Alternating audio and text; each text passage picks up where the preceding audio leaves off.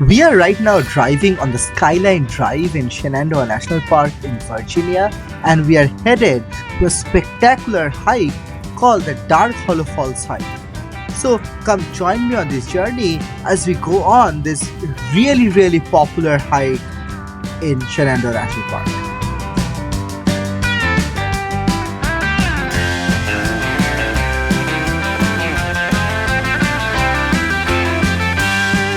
So, as I mentioned, the trailhead is really popular. We were lucky to find parking relatively easily, but it got filled up pretty quickly. By the time we were coming back, there was a long queue of cars who were waiting to get on this hike. You start from the trailhead and it starts going down real quick. Now, the hike is gonna be around 1.6 miles round trip, which should take officially NPSAs. It should take a little more than an hour, but we are going with two young kids, 3 and 5 years old, so it's gonna take a little longer. I'm guessing maybe an hour and a half. This particular hike is officially graded as a medium difficulty hike. So this is not a very easy hike, and especially on the way coming back up. So I got a little curious and trying to understand, like, how does the National Park Service do the gradation of those hikes? And here is the formula for you guys. So it is essentially they try to determine what is the elevation gain in a hike, and then through a mathematical formula they try to determine a numerical number. And finally, the numerical number has one of those 5 grades associated with that. And so this falls on a moderate hike.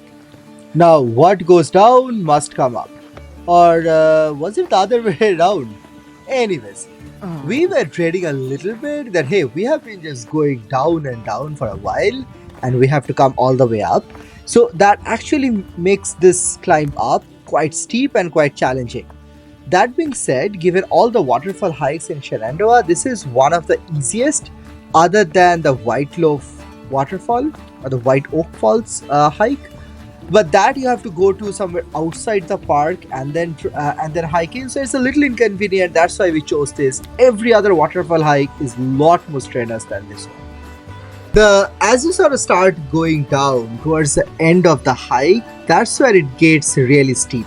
And it also gets a little muddy. There are a lot of sections where they have put logs to make it stairs a little bit easier, but not in this section. We actually found quite a bit of areas which are quite muddy with some water, and we had to take the kids and get them jump over. Some of the sections are really narrow, but all in all, it is not risky. Right, like even with kids, there were a lot of kids on the trail, so it was super fun while going down. And once you are sort of at the bottom of the hike, that's where you see the waterfalls. Now, this particular branch of water is called the Hockcamp branch, and it is known for trout fishing. And this trail was created back in 1930s by the CCC, which is the Civilian Conservation Corps, who helped shape the Shenandoah National Park and a lot of its formative years in the 1930s.